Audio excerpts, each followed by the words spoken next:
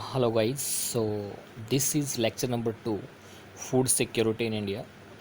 The many student asking that sir is this chapter will not come into the exam, so why we are reading this? So simply we will have to have some a basic idea about the food security in India. So NTSC might ask some question from this chapter, so for that we will have to do it. And for in your CBSE, this chapter will not evaluated for the exam purpose. So you must have some clear basic idea about the food security in India. So let's read this. So आपको पता है green revolution के बाद 70s में जो green revolution आई थी उससे हमारी जो फेमाइन कंडीशन थी वो काफ़ी ज़्यादा कम हो गई है। अब इंडिया सेल्फ सफिशिएंट बन गया है लास्ट 30 ईयर्स से, और अब हमारे देश में काफ़ी ज़्यादा वैरायटी ऑफ क्रॉप्स उगती हैं और आज काफ़ी ज़्यादा फूड ग्रेन्स की वैरायटी अवेलेबल हैं हमारे देश में। देखा जाए तो ये मीट्रिक टन्स यानी प्रोडक्शन ऑफ फूड ग्रेन्स कैसे इंक्रीज़ हुआ है, आप देखोगे तो ये कहीं पे इंक्रीज़ कहीं पे डिक्रीज़ ऐसे ऐसे करके ये इंक्रीज़ ही हुआ है। 2013-14 की मैं बात करूँ तो लगभग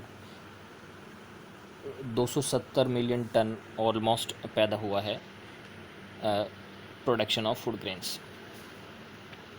सो अब फूड सिक्योरिटी के लिए गवर्नमेंट ऑफ इंडिया ने इस सिस्टम को दो भागों में बांटा है। First is buffer stock, second is PDS, public distribution system. So what is buffer stock?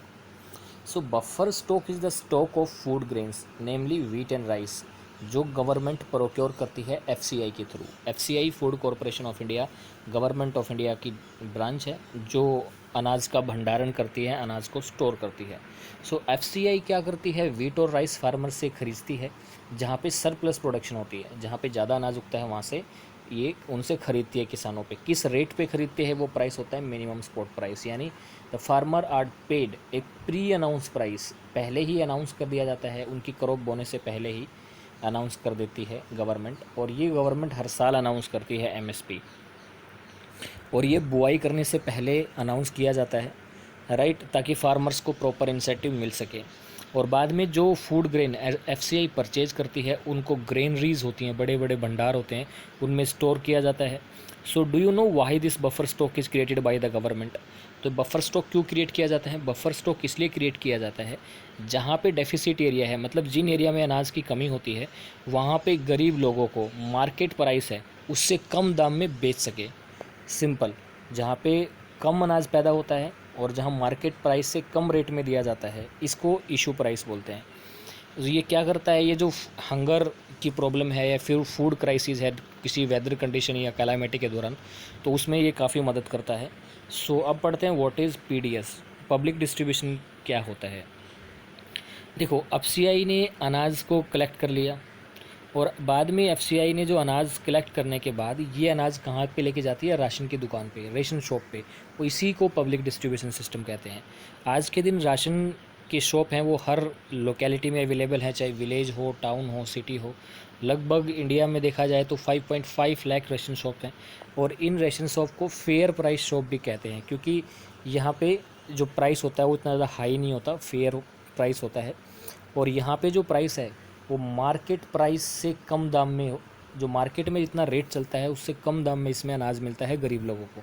यहाँ पे sugar, kerosene oil for cooking, काफ़ी सारी चीज़ें दी जाती हैं। हालांकि केरोसिन ऑयल अब नहीं मिलता है, गवर्नमेंट ने इस केरोसिन ऑयल अब प्रोडक्शन बंद कर दिया है, अब ये नहीं मिलता है।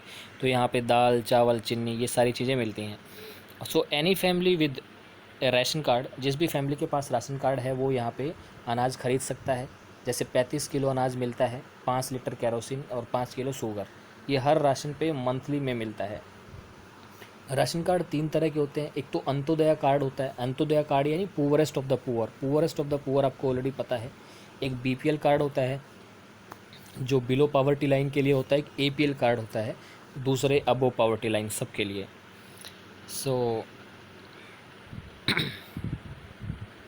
तो गवर्नमेंट ने ये रेशनिंग सिस्टम है, जो राशन कार्ड है, ये सिस्टम स्टार्ट किया था 1940s में, जब बंगाल फेमाइन आई था, जो बंगाल फेमाइन आया था 1943 में। उसके बाद ये स्टार्ट किया गवर्नमेंट ने, ताकि, और बाद में एक बार फूड शॉर्टेज भी हो गई थी ग्रीन रिवोल्यूशन से पहले 1960 में, तो उसके चलते भी गवर्नमेंट ने इंट्रोड्यूस किया गया। सो जो पावर्टी का जो डाटा है वो NSSO, national sample survey organisation, data collect करती है और इसमें बाद में काफ़ी सारे गवर्नमेंट ने प्रोग्राम चलाए। जो प्रोग्राम था food distribution for food grains, और दूसरा ICDS यानी integrated child development service, simple यानी जो आपकी आंगनवाड़ी होती हैं उन्हीं को इंटीग्रेटेड चाइल्ड डेवलपमेंट सर्विस बोलते हैं। और फिर गवर्नमेंट ने एक और प्रोग्राम स्टार्ट किया, food for work, that was introduced in 1977 to 1978। Over the years new programmes have been introduced और स्ट्रक्चर्ड तरीके से सारा प्रोग्राम किया गया। आज गवर्नमेंट ने बहुत सारे प्रोग्राम चला रखे हैं, पावर्टी एलिवेशन प्रोग्राम बहुत सारे चल रहे हैं रूरल एरियाज़ में काफ़ी, और बहुत सारी जगह पे PDS, mid day meal system, ये प्रोग्राम एक्सक्लूसिवली रन करते हैं, राइट। और इससे फूड सिक्योरिटी भी इंक्रीज़ होती है और गवर्नमेंट फूड सिक्योरिटी के चलते चलते एम्प्लॉयमेंट प्रोग्राम भी चला रही है ताकि गरीब लोगों की इनकम को सपोर्ट किया जा सके। So you need to ensure you need to find out some different programs run by the government, that is rural wage employment program, employment guarantee MNREGA scheme, संपूर्ण ग्रामीण रोजगार योजना, mid day meal, ICDS. So these are the few schemes that run by the government to eradicate poverty and to ensure food security. एक government एक act भी लेके आई थी, food security act 2013। इस एक्ट के अंदर फूड और न्यूट्रिशनल सिक्योरिटी प्रोवाइड करवाना लोगों को अफोर्डेबल प्राइस पे, जहाँ पे लोग अपनी लाइफ एक डिग्निटी की लाइफ जी सकें। और अंडर दिस एक्ट, इस एक्ट के अंदर जो 75% rural population and 50% urban population को कैटेगराइज किया गया और इन लोगों को फ्री फूड सिक्योरिटी प्रोवाइड करने के लिए गवर्नमेंट ने एक बहुत ही एफिशिएंट स्टेप था ये। So what is the current status of PDS का करंट स्टेटस कैसा है? So PDS is one of the most important step taken by the government of India ensuring food security. In the beginning, the coverage of PDS was universal. Starting में जो coverage था वो universal था, किसी के साथ कोई डिस्क्रिमिनेट नहीं किया जाता था, चाहे पुअर हो चाहे नॉन पुअर हो। लेकिन ओवर द ईयर ये पॉलिसी काफ़ी ज़्यादा चेंज हो चुकी है, रिवाइज हो चुकी है। गवर्नमेंट ने 1992 में रिवैम्प्ड PDS सिस्टम स्टार्ट किया, RPDS, जहाँ पे 1700 ब्लॉक में गवर्नमेंट ने स्कीम इंट्रोड्यूस की। और बाद में ये जो PDS का बेनिफिट है ये रिमोट एरिया और बैकवर्ड एरिया में भी प्रोवाइड करना स्टार्ट किया। और गवर्नमेंट ने जून 1997 में दूसरी targeted public distribution system start किया, जहाँ पे पुअर लोग रहते हैं जिस एरिया में, उन लोगों को टारगेट किया गया। और ये first of its kind policy थी, जहाँ पे किसी भी पॉलिसी ने पुअर और नॉन पुअर को डिफ्रेंशिएट करके ये इंट्रोड्यूस की।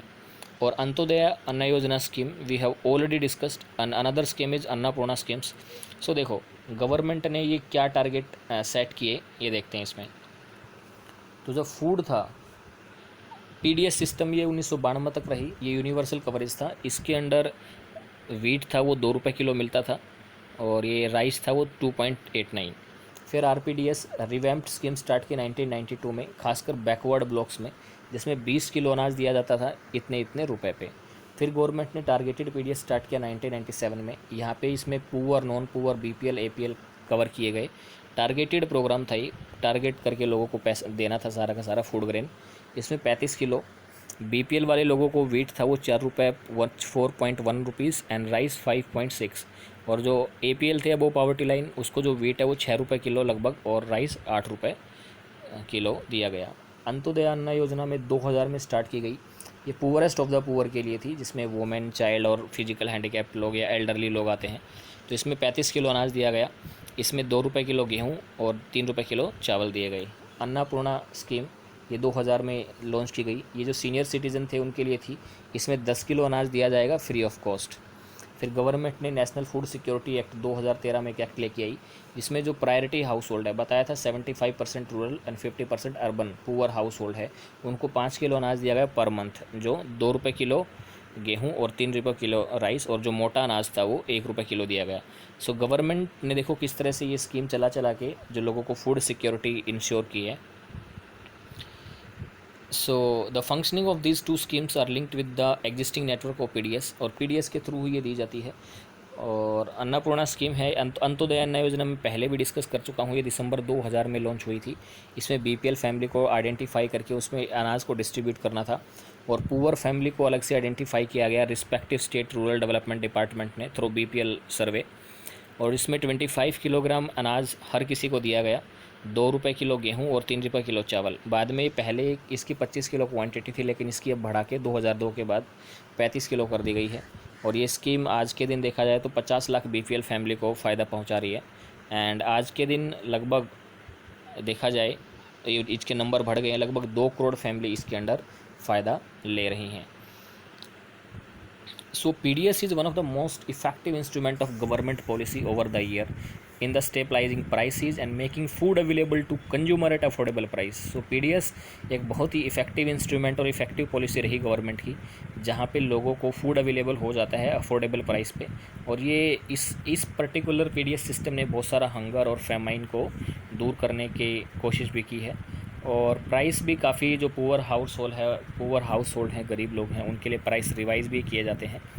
और मिनिमम सपोर्ट प्राइस हो या फिर प्रोक्योरमेंट हो, गवर्नमेंट बहुत अच्छे ढंग से करती है ताकि फार्मर की सिक्योरिटी भी इंश्योर की जा सके। लेकिन हाउएवर जो PDS सिस्टम है उसमें काफ़ी सारी क्रिटिसिज्म भी हैं, क्योंकि आज के दिन अगर देखोगे तो PDS सिस्टम होने के बावजूद भी इंडिया में लगभग काफ़ी लोग मर जाते हैं। लगभग 7,000 लोग इंडिया में मर जाते हैं पर डे भूख से। So this is another reason that what should we take into account to ensure the proper and healthy policy of the PDS. यहाँ पे कुछ बफर स्टॉक के लेवल दिए हुए हैं। इंडिया का बफर स्टॉक का नॉर्म्स कितना रहता है और कितना कितना ये जाता है। लगभग देखो अलाउड इतना है बफर स्टॉक करना, लेकिन फिर भी 65.3 मिलियन टन चला जाता है। इतना सारा अनाज होता है,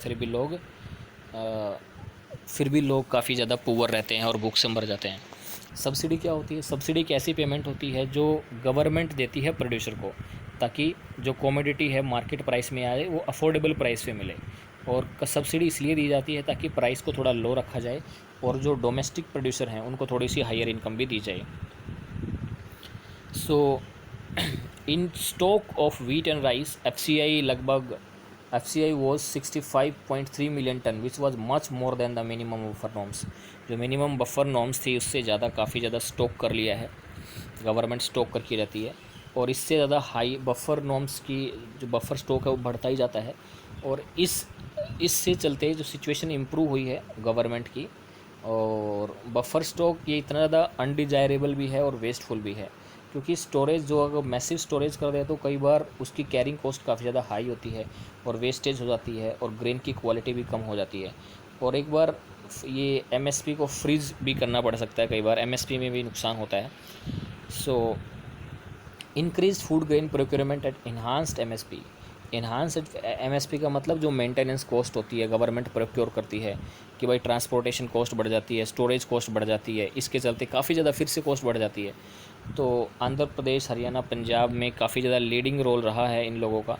और प्रोक्योरमेंट है वो कुछ प्रोस्पर स्टेट में किया जाता है, जैसे पंजाब, हरियाणा, आंध्र प्रदेश। और बाद में जो पुअर स्टेट हैं जैसे बिहार, उड़ीसा, वेस्ट बंगाल या फिर छत्तीसगढ़, झारखंड, यहाँ पे जो डेफिशिएंट स्टेट है वहाँ पे पहुँचाया जाता है, राइट। जैसे किसी जगह पे वीट नहीं होता, जैसे अपने हरियाणा पंजाब में पहले वीट नहीं होता था, अब तो वीट उगाने लगे, तो यहाँ पे वीट की सप्लाई होती थी। और दूसरी जगह अब जो कोस्टल एरिया हैं, इन कोस्टल एरिया में यहाँ पे वीट उगता है, राइस उगता है, तो यहाँ से राइस को ट्रांसपोर्ट कर लेते हैं हम। सो अगर ऐसा ही ज़्यादा मात्रा में हम करते रहें तो एक दिन काफ़ी ज़्यादा हैजर्डियस कॉन्सिक्वेंसेस हमें देखने पड़ेंगे, इन्वायरमेंटल डिग्रेडेशन हो सकता है। क्योंकि राइस को उगाने में अगर आप इतना ही उगाते रहे तो राइस को उगाने में बहुत सारा पानी लगता है, तो पानी की वेस्टेज होगी और जिसके कारण वाटर लेवल भी थ्रेटन हो सकता है। सो NSOSO की रिपोर्ट नंबर 558 के अनुसार जो रूरल इंडिया है उसमें पर पर्सन पर मंथ लगभग 6 kg 6.38 kg in 2004 and 18 to 5.89 kg in 2011 जो इंडिया में जो डिक्लाइन हुई है वो इतनी डिक्लाइन हुई है। और अर्बन एरिया की बात करूँ तो कंजप्शन है वो राइस का वो 4.7 kg से लगभग 4.9 kg डिक्लाइन हुआ है, मतलब ये कंजप्शन डिक्रीज हो रहा है। और पर कैपिटा कंजप्शन है और राइस का वो डबल हो गया है और लगभग 66% अर्बन इंडिया में बढ़ा है। सो ये यहाँ पे हल्का फुल्का डाटा दिया हुआ है, इसको ज़्यादा फोकस करने की ज़रूरत नहीं है, you no need to focus. ये आपकी किताब में बिल्कुल अलग होगा क्योंकि ये थोड़ी पुरानी बुक है, सो आपकी किताब अपडेटेड होगी नहीं होगी, so you will get some new data over here. So यहाँ पे पढ़ते हैं PDS डीलर किस तरह से क्या क्या प्रॉब्लम करते हैं। बहुत ज़्यादा मैल प्रैक्टिसेस होती है, जैसे कई बार अच्छे अनाज को ओपन मार्केट में डाइवर्ट कर दिया जाता है अच्छे मार्जिन के लिए, पुअर्स को बहुत ही घटिया क्वालिटी का अनाज बेचा जाता है, और कई बार पीडीएस शॉप ढंग से नहीं खुलती हैं, वो इरेगुलर ओपनिंग होती है, और ये कई बार ये भी पता चलता है कि वहाँ पे अनसोल्ड स्टॉक बहुत ज़्यादा होता है, और जो पुअर क्वालिटी का ग्रेन है वो ही रखा जाता है, अच्छे क्वालिटी का अनाज को डाइवर्ट करके मार्केट में बेच देते हैं। इससे एफसीआई के पास मैसिव स्टॉक हो जाता है, और पीडीएस की क्वालिटी भी काफ़ी ज़्यादा बढ़ती है। पहले जो पुअर और नॉन पुअर थे उनका फिक्स रेशो होता था कि भाई आपको इतना वेट, इतना राइस, ये सब मिलेगा। Okay, so in the next topic we will read some other point. So till then, you make sure that you revise the topic properly, and further on we will focus on other topics. So have a good day.